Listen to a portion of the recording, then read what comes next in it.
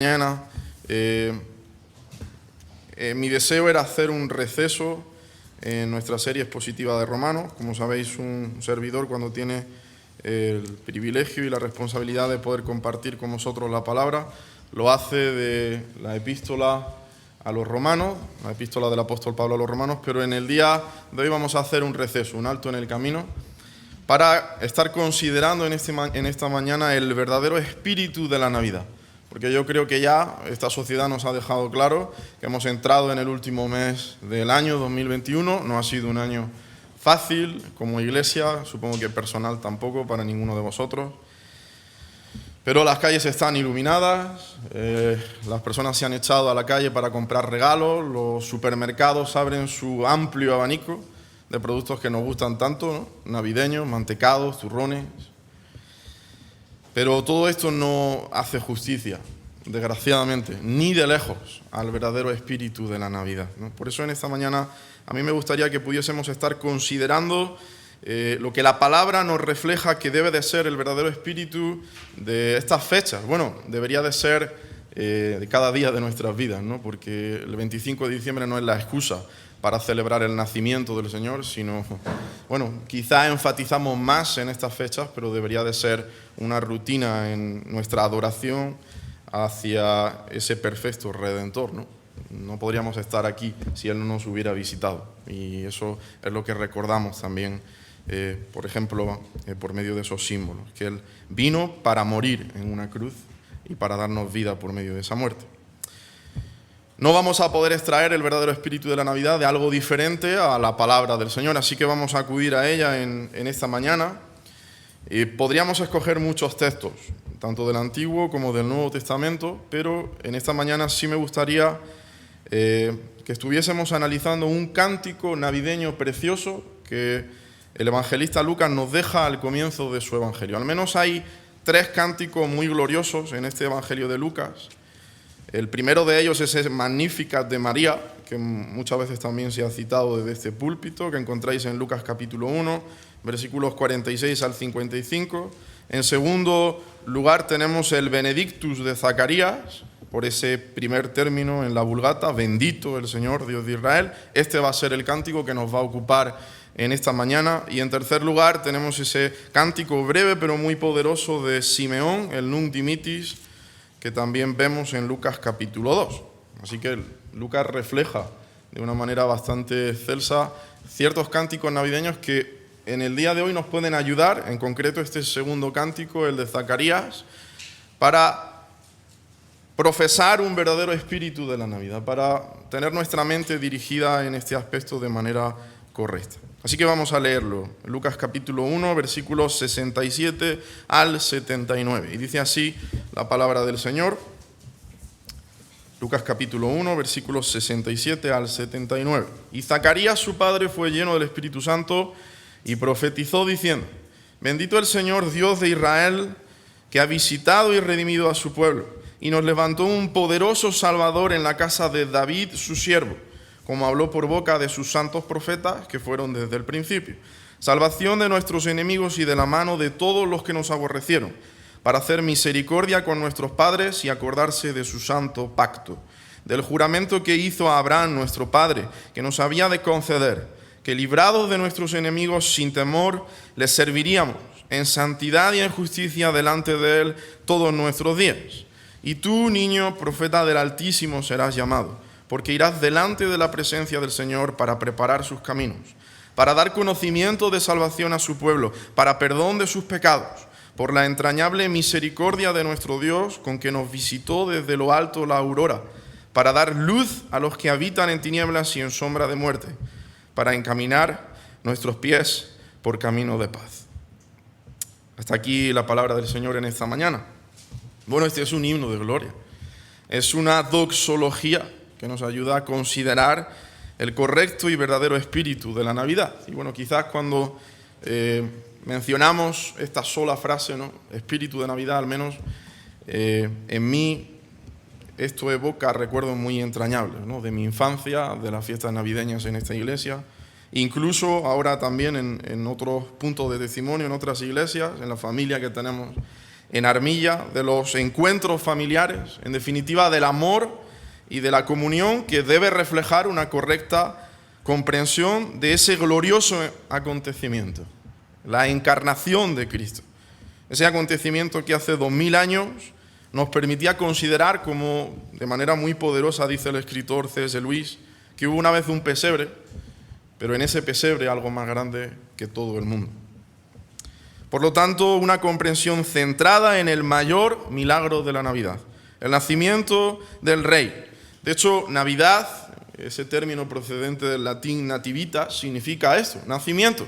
No tiene sentido que aunemos esfuerzos, que centremos nuestra mente y nuestro corazón en otro aspecto diferente que en el nacimiento de aquel que vino a este mundo para darnos vida con su muerte, para darnos riqueza con su empobrecimiento, que vino a permitir con su venida y sacrificio justamente un nuevo nacimiento para aquellos que estábamos muertos en nuestros delitos y pecados. No tiene sentido, hermanos, que celebremos cada 25 de diciembre un cumpleaños y nos ocupemos en decorar nuestras casas, en iluminar cada esquina de nuestros hogares, en comprar la mejor comida, platos llenos de comida suculenta, muy cara, muchos regalos, un buen árbol de Navidad. Y desgraciadamente lo que vemos en este mundo es que el cumpleañero se ha quedado fuera de la casa. Pero está llamando, pero se deja fuera de la casa. Nos quedamos con la celebración, pero despreciamos y rechazamos el motivo de esa celebración. De hecho, vamos a intercambiar, y eso es lo que desgraciadamente vemos en este mundo, vamos a sustituir ese perfecto cumpleañero, que es en sí el mejor regalo que tú nunca vas a poder recibir en tu vida. Y fíjate que ese regalo no va dirigido a él, que es el cumpleañero. Estamos pretendiendo festejar un cumpleaños que está centrado en Jesús. Y él en sí es un regalo precioso. No tan solo dejamos fuera al cumpleañero, sino que dejamos fuera el regalo que va a ser el mayor punto de inflexión de tu vida. Vas a pasar de estar muerto espiritualmente a estar vivo espiritualmente. Nunca nadie va a proveerte de ese regalo. Nadie. Y sustituimos ese regalo de su presencia invisible por las de vanas comilonas, por la de regalos, incluso esa falsa modestia, ¿no? Ese casi chiste que decimos, bueno, ahora tenemos que ver a ciertas personas en las cenas de Navidad y hay miembros de tu familia que a veces no tienes ganas de ver y siempre hay ciertos piques. Qué triste, hermanos. Que esto sea un poco lo que hay en mente, lo que hay en el corazón del mundo cuando hablamos de la Navidad, ¿no? No. Navidad es la celebración de un nacimiento que conforma el mayor regalo que jamás se ha dado y se dará en toda la eternidad. Por eso, escribiendo a los Corintios en su segunda epístola, el apóstol Pablo exclama en el capítulo 9, versículo 15, y ojalá que todos podamos exclamarlo en esta mañana: gracias a Dios por su don inefable, por su regalo que yo no puedo expresar con palabras, porque es tan inmenso. Ojalá ese sea, en esta mañana, a modo de introducción, como digo, el punto de partida de ese verdadero espíritu de la Navidad. Quizá por ello sería interesante, ¿no?, que en esta mañana estuviésemos considerando el testimonio de los que vivieron de cerca ese gran acontecimiento del nacimiento del Salvador, de Jesús, para celebrar la Navidad con un espíritu verdaderamente cristiano. Y este es el ejemplo de la profecía de Zacarías, y no estamos hablando del profeta menor, hay unos cuantos siglos entre el profeta menor y este sacerdote que se nos describe al comienzo del Evangelio de Lucas, que lleno del Espíritu Santo profetiza acerca de la gloriosa venida del Hijo del Hombre. Y bueno, hay por lo menos dos preguntas que podréis hacerme en esta mañana muy consecuentes. ¿Quién es este sacerdote y qué tiene que ver con el nacimiento del Señor Jesús? Bueno, vamos a intentar dar respuesta a modo de introducción a este cántico en esta mañana a estas dos preguntas. De acuerdo con el Evangelio de Lucas, los 25 primeros versículos del capítulo 1, durante el reinado de Herodes el Grande había un sacerdote llamado Zacarías, de la casa de Abías. Ese detalle a veces lo dejamos un poco pasar, ¿no? Esta era una de las 24 casas o de las 24 divisiones en las que David, el rey David, que se ha mencionado también en esta mañana, dividió el servicio sacerdotal en el templo de Jerusalén. Así que Zacarías, como miembro de la casa de Abías, miembro sacerdotal de esa casa sacerdotal, cada 6 meses tenía que acudir una semana al templo de Jerusalén, es decir, 2 semanas al año. Quedaros con este detalle porque vamos a recuperarlo un poco más adelante. Su mujer, Elizabeth, era también de la familia de Aarón. Y el evangelista Lucas nos dice que ambos eran rectos ante Dios y eran irreprensibles a la hora de observar los mandamientos y órdenes de Dios. Y Lucas es muy exclusivo gramaticalmente con este segundo término, porque no vuelve a mencionarlo en el griego koiné en todo el evangelio de Lucas. Ahora veremos también por qué. Esto significa que ellos eran impecables, que ellos eran intachables, o que no incumplieron en algún punto la ley en toda su vida o hasta el momento en el que Lucas refleja su descripción aquí de este matrimonio. Obviamente no. Lo que Lucas nos está intentando describir, incluso con esta exclusividad gramatical, es que la vida de este matrimonio era de abierta sumisión al Señor, con los fallos que acarrea un hombre que está ensamblado en este cuerpo pecaminoso, pero con el deseo de que no sea el pecado el que rija su vida, sino ese Dios. Vamos a tener fallos, sí, pero siempre vamos a acudir a nuestro Padre Celestial para corregir, para arrepentirnos de esos errores y vivir de una manera recta ante Dios. Por eso hay una gran unión entre el término de la irreprensibilidad y la rectitud, ¿no? Por lo tanto, como digo, una vida de abierta sumisión al Señor y una ética consecuente con ella. Vidas, por lo tanto, de confianza plena en Dios. Ellos tenían un deseo muy ferviente en su corazón, tener un pequeño, tener un hijo. Necesitaban un hombre de Dios que reemplazara a Zacarías, y eso era importante, sobre todo para un sacerdote. Pero como nos relata Lucas, Zacarías no podía tener hijos porque Elizabeth era estéril y ambos eran ya de edad avanzada. Los eruditos bíblicos nos dicen que Zacarías posiblemente tendría más de 90 años y Elizabeth más de 80. Así que fisiológicamente podríamos decir que lo tenían complicado ya. En ningún punto de esta descripción de Lucas, de Zacarías y Elizabeth, se nos dice que ellos dejaron de confiar en Dios. Bueno, hubiera sido bastante lógico que hubieran tirado la toalla, que hubiesen dejado de orar o incluso, bueno, que hubiesen olvidado este aspecto, ¿no?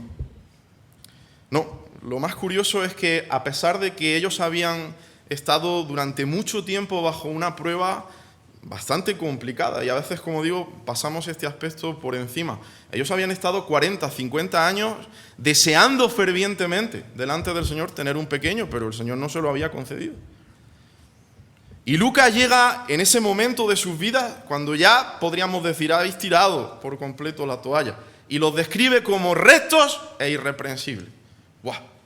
Vaya ejemplo de madurez espiritual. Ellos nunca dejaron de confiar en su Dios, tanto que Lucas tiene que describirlos de esa manera, ¿no? Ellos nunca dejaron de confiar en su Padre Celestial y Zacarías rogaba a Dios fervientemente por ese heredero. Así que Dios contestó a la oración de Zacarías. Y Lucas nos dice que durante la semana en la que debía servir en el templo de Jerusalén, recordad lo que hemos dicho, a Zacarías le correspondió realizar esa ofrenda de incienso en ese altar pequeño en el que se ofrecían estas especies aromáticas. Bueno, yo no creo que fuera casualidad, porque yo no creo en un Dios de casualidades, yo creo en un Dios de propósitos. Que Dios contestara a la oración de Zacarías en ese momento, porque ese altar del incienso tipifica el ministerio de una oración que es agradable ante Dios. Así que Dios le estaba contestando a Zacarías 2 cosas. Una, por el ángel Gabriel. Zacarías, tu oración ha sido oída. Y otra, por el contexto en el que Zacarías recibe esa revelación, ofreciendo ese incienso en el altar del incienso. Al igual, Zacarías, que tú estás ofreciendo ese incienso en un altar que muestra lo agradable, como ese incienso olía tan bien, lo agradable de un ministerio de oración que sube ante Dios como un olor grato, que asciende ante Él como un olor grato. Tu oración no tan solo ha sido oída, ha sido agradable, Zacarías. Y Gabriel contesta, el ángel Gabriel contesta desde los versículos 8 al 23 a la oración de Zacarías: tu oración ha sido oída y tu mujer Elizabeth te dará a luz de un hijo y llamarás su nombre Juan, y además este será grande delante de Dios. Hará que muchos de los hijos de Israel se conviertan al Señor Dios de ellos, e irá delante de él para hacer volver los corazones de los padres a los hijos y de los rebeldes a la prudencia de los justos, para preparar al Señor un pueblo bien dispuesto. Bueno, a Zacarías no le pareció raro que un ángel se le apareciera, se le revelara delante, incluso le hablara de que iba a tener un hijo y que este iba a ser el precursor del Mesías, pero sí le pareció raro que él y su mujer pudieran tener ese hijo. Eso a veces nos ocurre también en nuestra vida espiritual, ¿no? Bueno, él obviamente se enfocó en su incapacidad, no en la capacidad divina, porque para Dios no hay nada imposible. Y quizá momentáneamente olvidó esto, ¿no? Y debido a su incredulidad, el ángel estableció en él que quedara mudo hasta el día en el que Juan naciera. Y fue al 8º día de su nacimiento, el día de la circuncisión de Juan, cuando la lengua de Zacarías se desata. Bueno, ha estado 9 meses conteniendo su adoración por el deseado de su alma, ¿no? Su hijo Juan. Ese era el primer motivo de adoración de Zacarías después de 9 meses callado, podríamos decir, posiblemente, ¿no? Han estado 40, 50 años deseando un pequeño. Ahora por fin se le ha concedido esa petición. Lo primero que va a promulgar Zacarías por su boca es una palabra de gratitud a Dios por su hijo Juan. No fue para Juan, fue para un deseado mayor del alma, no tan solo de Zacarías y de Elizabeth, sino del pueblo escogido por parte de Dios, el Mesías. Era otro hijo, el hijo inigualable de nuestro Dios. El mayor regalo de la Navidad, ese regalo era que el Hijo de Dios se hacía débil, como dice también C.S. Lewis, se hacía hombre para que los hombres pudieran ser hijos de Dios. Así que en este sentido el himno de Zacarías no es solo una de las profecías más hermosas del Nuevo Testamento, sino también una síntesis formidable del auténtico sentido de la Navidad. Porque tras recuperar su capacidad de hablar, Zacarías, lleno del Espíritu Santo, entona este cántico majestuoso, el Benedictus, que nos muestra al menos 3 ingredientes que componen la receta del verdadero espíritu de la Navidad. Primer ingrediente: este verdadero espíritu de la Navidad es un espíritu que adora a Dios por el significado que este nacimiento tiene para el corazón del hombre caído en pecado. Y podemos verlo desde los versículos 68 al 70, porque así es como Zacarías comienza este glorioso himno, bendiciendo, adorando a Dios por 2 razones. Primera razón: Zacarías glorifica a Dios porque ha visitado y ha redimido a su pueblo. Versículo 68. Ese concepto de que Dios visita a su pueblo, ya sea para juicio o para bendición, es un tema muy conocido del Antiguo Testamento. Y vais a ver un cántico ampliamente referenciado al Antiguo Testamento, porque estamos ante un hombre que era un gran conocedor de todo el Tanaj, de la Torá, de los escritos y de los profetas. El cielo había descendido a la tierra, lo sobrenatural había invadido a lo natural. Dios estaba ejecutando su plan eterno, su plan de redención. Porque además esta gloriosa visitación tiene un propósito precioso, el de redimir a su pueblo. Y Lucas emplea el vocablo lutrosis en el griego koine, redención, en boca de Zacarías, para expresar esa abundante verdad teológica de la salvación. Un término que se emplea de manera abundante en el Nuevo Testamento y que, como sabemos, se refiere al pago de un precio para liberar a alguien de la esclavitud. Y es curioso que cuando Zacarías pronunció estas palabras, la redención se había otorgado hacía mucho tiempo. Los profetas, cientos de años antes, habían hablado de manera muy específica no tan solo del nacimiento de este liberador, de este libertador, sino incluso de su ministerio y de su muerte, que apuntaba directamente a nuestros corazones, como vamos a ver un poco más adelante. Pero el pacto que la aseguraba no se había ratificado. Y Zacarías va a hablar de 2 pactos en este cántico, el pacto davídico y el pacto abrahámico, los cuales van a ser ratificados por medio del mediador, valga la redundancia, de un mejor pacto. El nuevo pacto va a ser el cumplimiento de todas las promesas, de todos los pactos que se han hecho en el Antiguo Testamento concernientes al Redentor. Pero su hijo, el precursor del Mesías, solo tenía 8 días de edad. Y el Mesías, el Señor, todavía no había nacido. Pero Zacarías estaba tan seguro de que Dios cumpliría su promesa que habló de redención como si ésta ya se hubiera llevado a cabo. De hecho, el tiempo verbal que se utiliza en el original muestra algo que ya se ha ejecutado, pero que incluso tiene un impacto eterno. Una continuidad, claro que sí.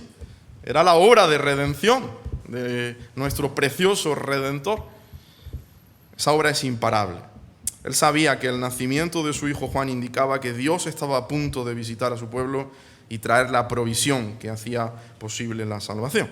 Y en segundo lugar, Zacarías glorifica a Dios porque ha levantado para su pueblo un poderoso Salvador, el Rey de Reyes, el cumplimiento de las profecías del Antiguo Testamento acerca del ungido de los ungidos, versículos 69 al 70. Y Zacarías describe a nuestro Redentor como un poderoso Salvador, un hebraísmo muy presente en el Antiguo Testamento y que tan bien conocía Zacarías porque se emplea en ciertos versículos del Antiguo Testamento, que describe a nuestro Salvador como un cuerno de salvación.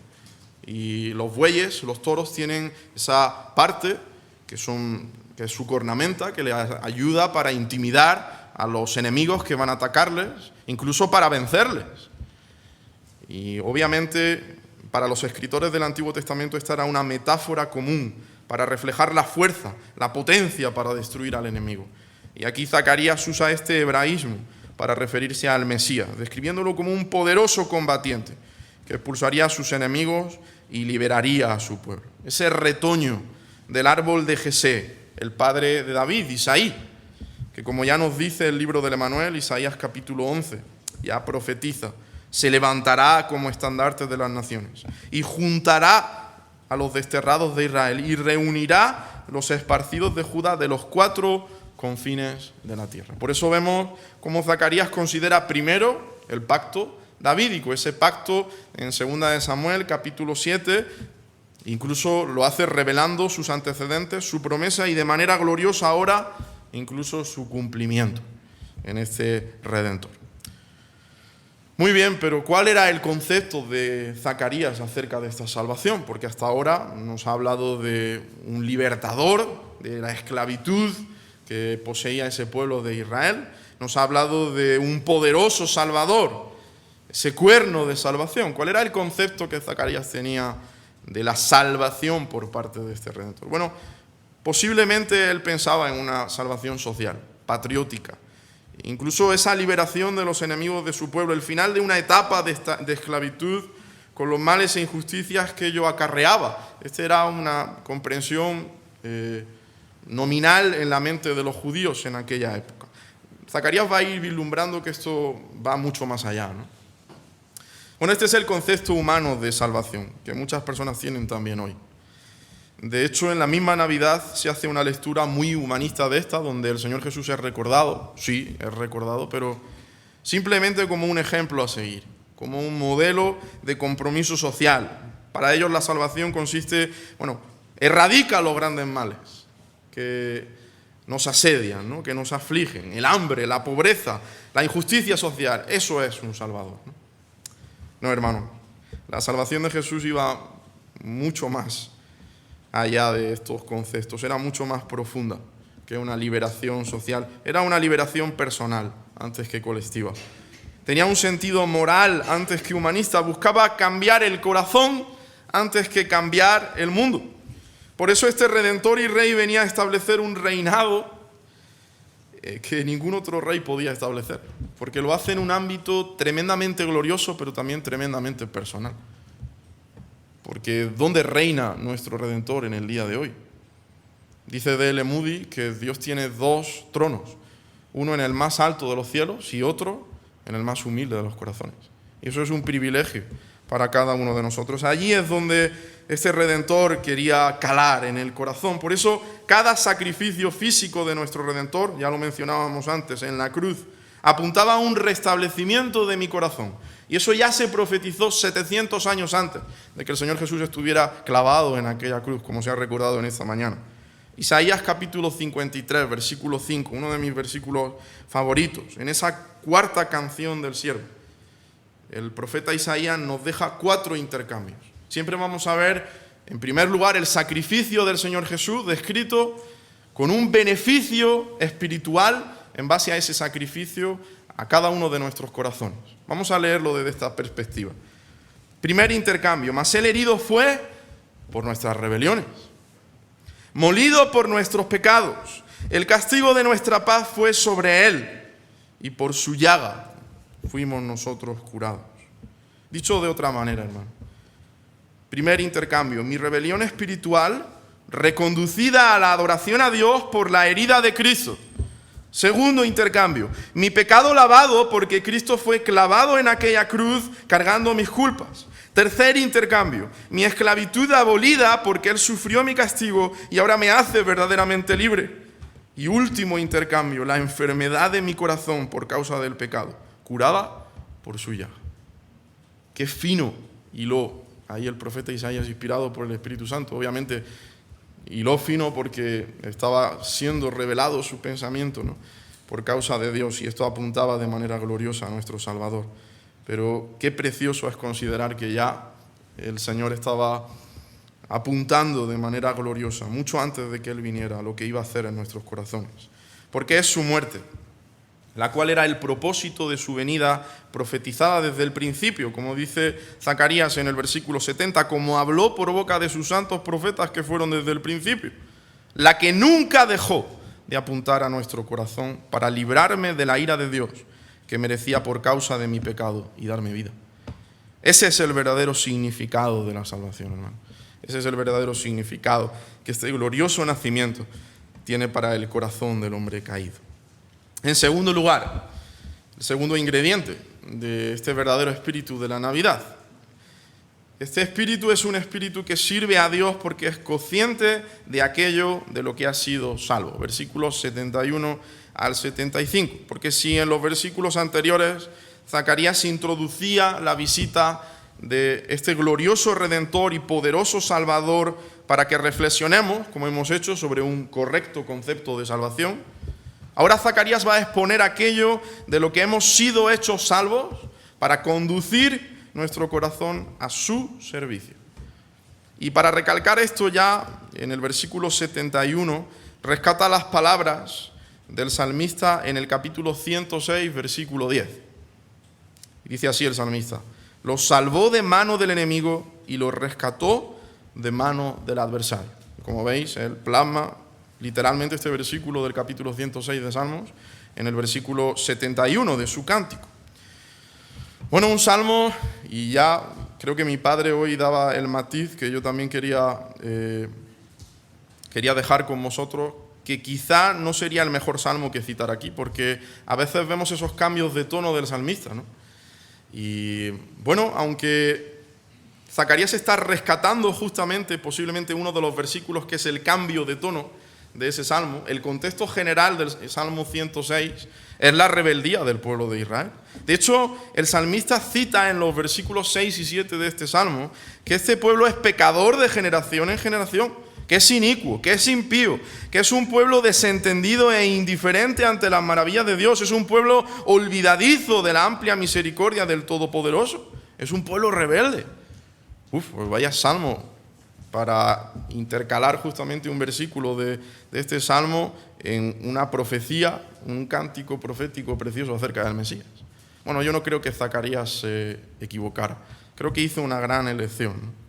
Porque esta lista de pecados que incluso se describen en el capítulo 106 de Salmos, este era el principal motivo, hermanos, por el cual la ira de Dios estaba sobre nuestras cabezas. Pero a la vez era el principal motivo por el cual Cristo venía a este mundo para salvar a aquel que le reconoce como su Salvador y Señor. Porque ¿sabes cómo continúa el salmo que está citando Zacarías en su glorioso himno? Después de esos versículos que intercalan que incluso reflejan ese pecado del pueblo de Israel y nuestro pecado también. Versículos 8 y 10. Pero Él los salvó por amor de su nombre, para hacer notorio su poder. Los salvó de mano del enemigo y los rescató de mano del adversario. Cuando el pecador que reconoce a su Dios reflexiona sobre su gran pecado, ese pecador desea adorar y servir mejor a su gran Salvador. Esa es la realidad que quería reflejar también Zacarías, posiblemente. John Newton, el compositor de ese precioso himno, Sublime Gracia, que cantamos, él se describía tras su conversión como un gran pecador redimido por un gran Salvador. Porque cuanto más conscientes somos de nuestro pecado, ya lo decíamos hace unos cuantos domingos, más brilla ese diamante del Evangelio, más glorioso es para el creyente esa obra preciosa de salvación de parte de nuestro Redentor. Y Zacarías iba a poder experimentar que esa salvación iba mucho más allá de lo que él podría imaginar o de la interpretación que muchos judíos daban a ese pacto davídico y el que ahora introduce Zacarías como gran conocedor de la Torá, el santo pacto. Y cuando hacemos referencia a este término solo apuntamos a un pacto, al pacto de Dios con Abraham, al pacto abrahámico. Y es que como vemos en el versículo 72 y 73, Dios trae a su memoria. Recuerda el juramento sobre la promesa que hizo con Abraham. ¿Dónde? En Génesis capítulo 22. Y os dejo los versículos para que los leáis, desde el versículo 16 al 19 de este capítulo 22. Ahí encontramos un juramento, donde hay un compromiso de una gran descendencia. Hay una promesa de que estos poseerán las puertas de sus enemigos. Pero sobre todo está esa gran promesa que conocemos, en la que Dios se compromete a que en la descendencia de Abraham serían benditas todas las naciones de la tierra. Y Zacarías descubre que aquella promesa se está concediendo ya, que el Mesías estaba a punto de manifestarse entre los hombres, que el eterno Hijo de Dios, revestido de humanidad, había sido enviado al mundo todavía no nacido, aunque todavía no nacido, para cumplir la promesa de bendición a todas las naciones y por lo tanto el cumplimiento de ese pacto abrahámico. Pero lo que Zacarías todavía no había descubierto, pero ya estaba vislumbrando, era el principal ministerio de este Mesías, que quizás iba a aclarar también su interpretación acerca de esa gloriosa obra de salvación, que además se ampliaba hacia los gentiles, ¿no? Por eso estamos tú y yo aquí en esta mañana. Porque esta salvación y por tanto el ministerio de este Redentor no era militar, como ya hemos dicho. El Señor no iba a entrar por los pórticos de Jerusalén como un capitán portentoso a lomos de un corcel blanco proseguido de sus huestes celestiales para librar a la nación escogida de Dios de esa opresión romana. No. Su ministerio tampoco estaba entre los fariseos y enriquecidos de Palestina, y creo que el Señor lo deja claro a lo largo de los evangelios. No estaba tampoco entre los reyes y sacerdotes, aunque él era el rey de reyes y el gran sumo sacerdote que traspasó los cielos. Él define su ministerio al comienzo de su ministerio y además haciendo uso de sus mismas palabras dichas 700 años antes. En el capítulo 61 de Isaías, versículos 1 y la primera parte del versículo 2. Y lo hace en Lucas capítulo 4, versículos 17 y 18.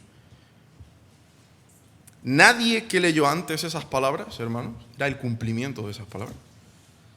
Y él dijo, por cuanto Dios me ha ungido para dar buenas nuevas a los pobres, me ha enviado a sanar a los quebrantados de corazón, a pregonar libertad a los cautivos y vista a los ciegos, a poner en libertad a los oprimidos, a predicar el año agradable del Señor. Porque esto no tenía nada que ver con una guerra física, con un ámbito militar, con una discusión teológica entre fariseos o una jerarquía como rey. Esta no era una lucha contra sangre y carne. Esos enemigos que describe Zacarías en los versículos 71 y 74, ¿sabes quiénes eran? ¿Sabes quiénes eran esos enemigos? Éramos tú y yo, caídos en pecado, cambiando la gloria de Dios por un buey que come hierba, cambiando la verdad por la mentira, cambiando la aprobación del hombre hacia Dios por una mente reprobada. Por tanto, esta era una lucha contra aquello que asediaba nuestra alma y que nos llevaba a decirle no a Dios, a rechazarle.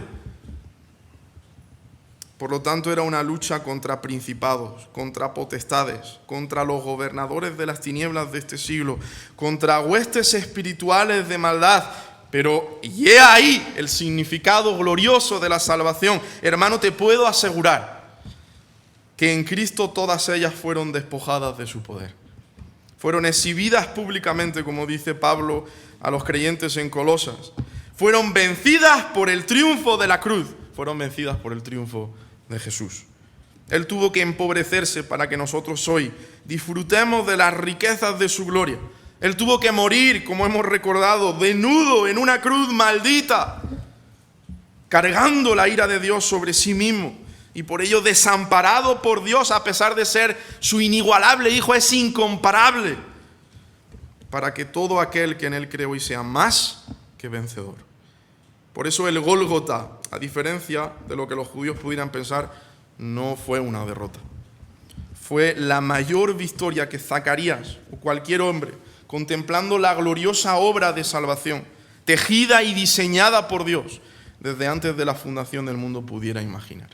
No, hermano, Él no venía a este mundo como el triunfador que imaginaban los judíos, ni en su nacimiento, ni en su vida, ni en su muerte. Pero para todo aquel que cree en Él, en el día de hoy, su muerte es el triunfo del creyente. Su vida, nuestra vida. Su encarnación, y como hemos dicho, cada año lo recordamos, no solo el 25 de diciembre.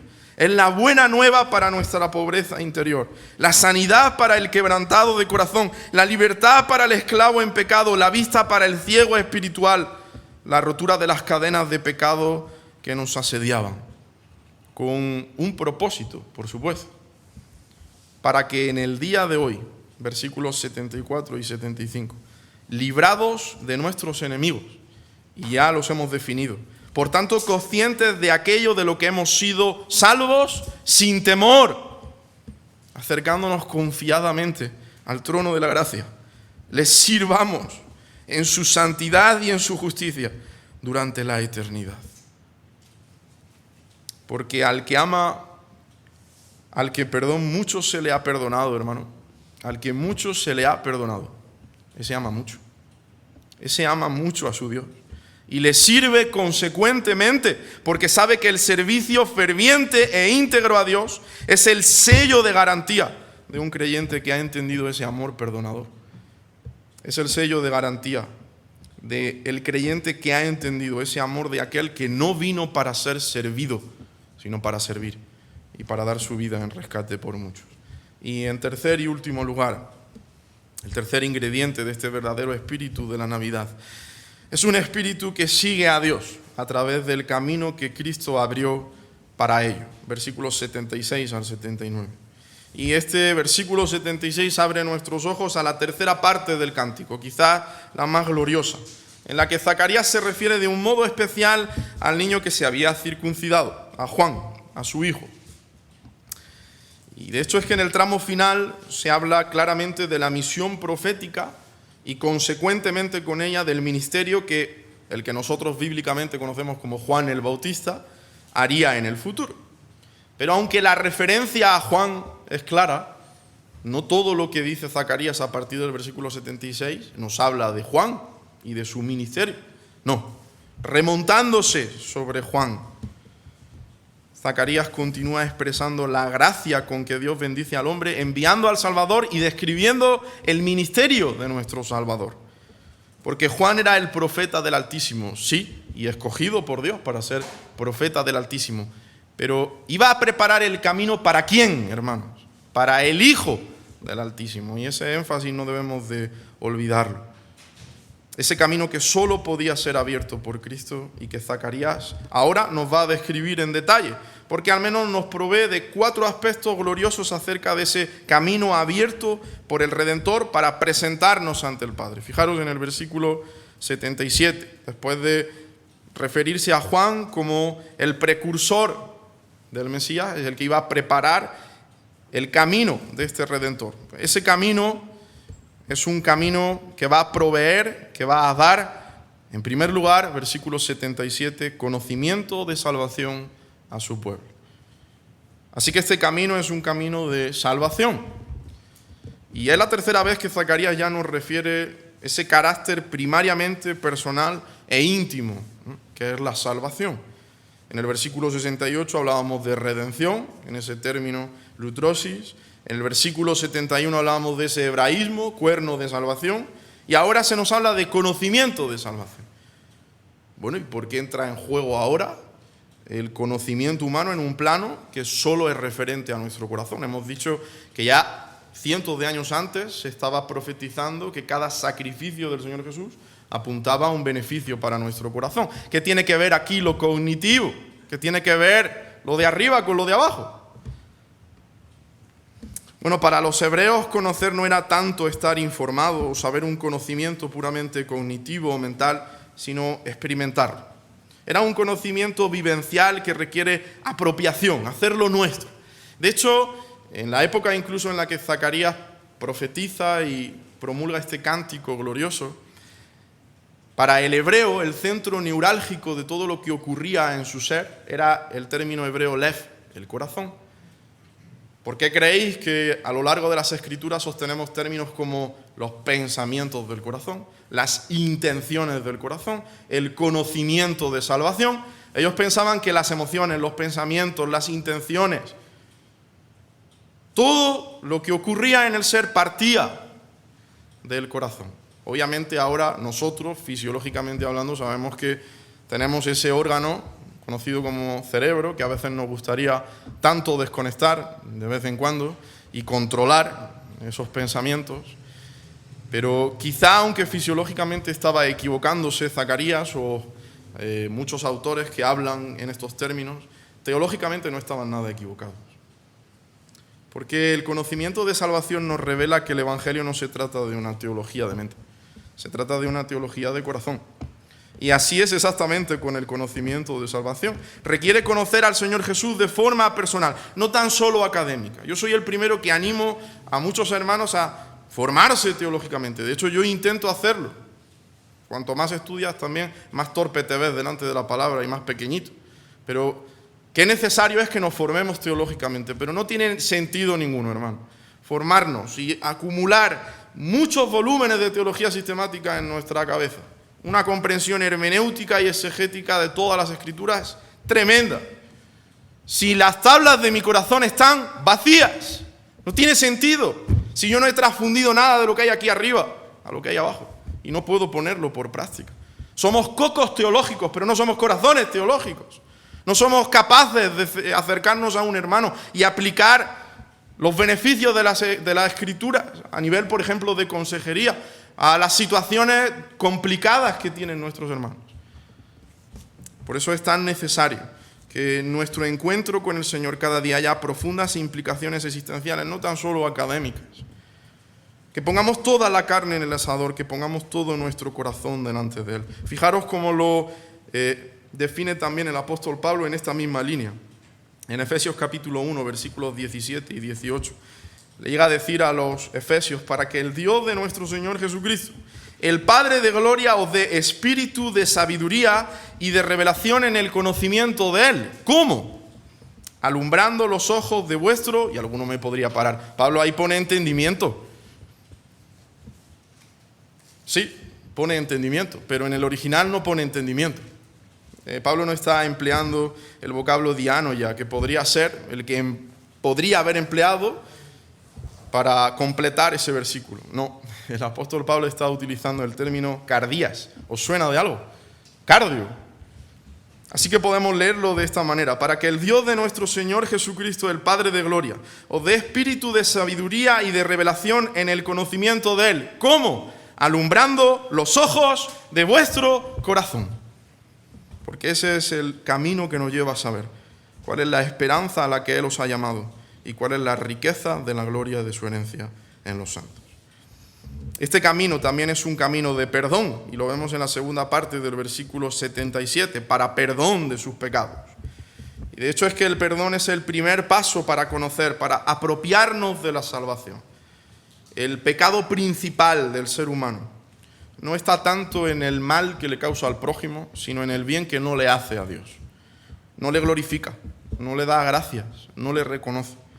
Porque no son nuestros actos de ofensa al prójimo, hermanos, sino nuestras actitudes de omisión hacia Dios, lo que origina el catálogo de faltas y pecados que ya estuvimos reflexionando sobre él en ese diagnóstico de una humanidad dañada por el pecado, en Romanos capítulo 1, versículos 18 al 32. La patología moral de nuestro carácter, el egoísmo, la vanidad, el orgullo, la agresividad, la envidia, nacen de nuestro alejamiento de Dios. De ahí la necesidad de la Navidad. Jesús abre el camino para acercar al hombre de nuevo al Padre, porque ese perdón no conlleva solo la remisión de todas estas culpas, debido a rechazar al Creador, debido a oponernos a sus mandamientos, sino el restablecimiento de una relación. Como dice Pablo en 2 de Corintios capítulo 5, este es el reconciliador. Se había roto una relación en Génesis capítulo 3. Pero para todo aquel que cree en ese reconciliador, nuestra relación puede ser subsanada con Dios. Solo por medio de Él, solo poniendo a este Hijo inigualable como intermediario. Por lo tanto, ese reencuentro va a ser una fuente inefable de alegría y de paz. También es un camino de luz. Versículo 79, la primera parte.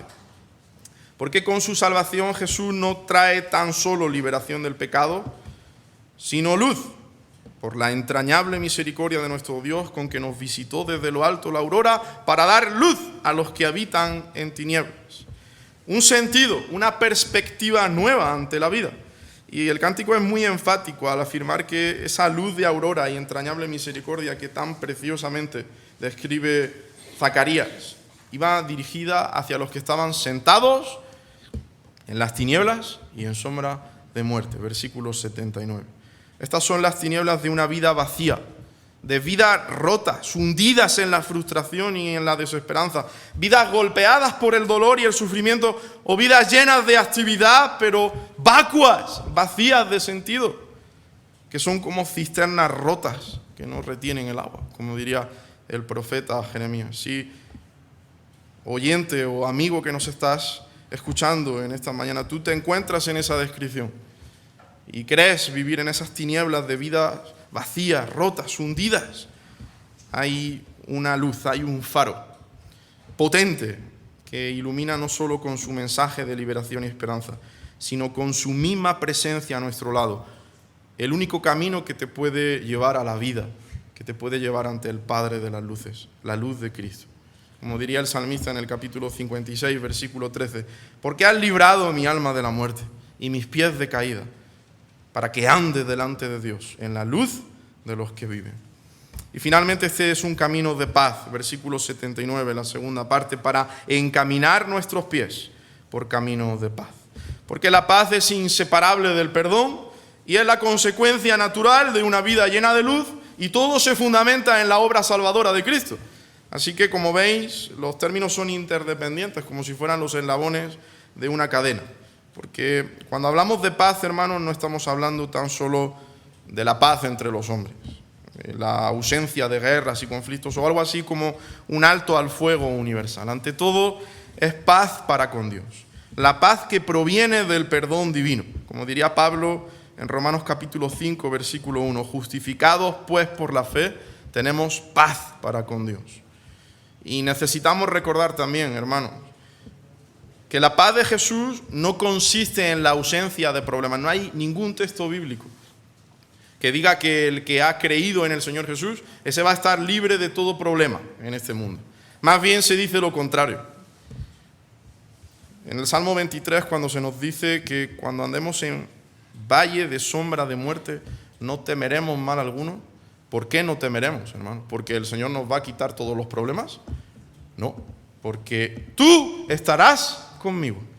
El buen pastor. Por eso dice Pablo Martínez Vila que la paz del creyente no es la ausencia de aflicción, sino la presencia de Cristo en medio de esa aflicción. En conclusión, hermanos, y quiero ya acabar con este último párrafo. Ante esta declaración gloriosa, y creo que hemos podido recapacitar en los regalos de Navidad que este glorioso Redentor nos provee para tener un concepto correcto del verdadero espíritu de la Navidad. Este espíritu no puede quedarse solamente en la superficie de una festividad. Para que vivamos el auténtico espíritu de Navidad, este tiene que hacer plena justicia a lo que verdaderamente estamos celebrando en estas fiestas. ¿Y qué es? Que el Rey ha venido, que el Salvador ha nacido, que ya no tenemos que seguir viviendo en la miseria de nuestros pecados porque hay esperanza delante de nosotros. Él es poderoso para salvarnos de nuestros pecados y reinar en nuestras vidas con amor, con afecto, con justicia. El Hijo de Dios, con letra mayúscula, vino a este mundo a fin de generar hijos de Dios para la gloria de Dios. Y tú puedes ser uno de ellos, si todavía no has dado ese paso contundente ante esa revelación, ante esa obra perfecta de Dios. Y solo adorando, hermanos, a nuestro Padre Celestial, sirviendo a nuestro Salvador, siguiendo a nuestro Señor, solo así podemos celebrar debidamente la Navidad. Ese espíritu de la Navidad consistente solamente en la decoración, en las luces, puede ser muy entrañable, claro que sí, pero cuidado, no perdamos en medio de estas frivolidades la esencia del mensaje navideño. Dios tiene algo mucho más grande para nosotros en medio de estas fechas que el turrón y el cava.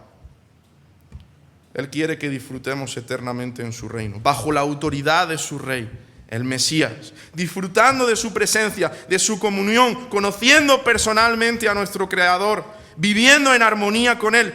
Y esta ilusión muestra nuestro gozo y muestra nuestra esperanza, hermanos, porque en Navidad celebramos la venida del Rey, pero lo celebramos a la espera de la venida, de la segunda venida del Rey. Porque volverá, pero ya no en debilidad, sino en toda su gloria. Y estamos esperando ansiosamente aquel día. Si tú amas al Señor Jesús, espero que estas Navidades sean momentos interminables, muy memorables, por la ilusión de su venida, de su primera venida para salvarte y de su segunda venida para llevarte a casa para siempre. Y si no conoces al Señor como Jesús, como tu Rey y Salvador, yo te invito en el día de hoy a que puedas considerar que el mayor milagro de la Navidad puede ser el mayor milagro de tu vida. Cristo puede ser hoy en ti el mayor milagro de tu vida, solo en arrepentimiento y fe. Y consciente de tu pecado, solo por gracia, hoy puedes acceder a una nueva vida en la que te aseguro que Cristo será suficiente para ti. A Él sea la gloria en esta mañana. Vamos a orar. Señor y Padre, gracias por la oportunidad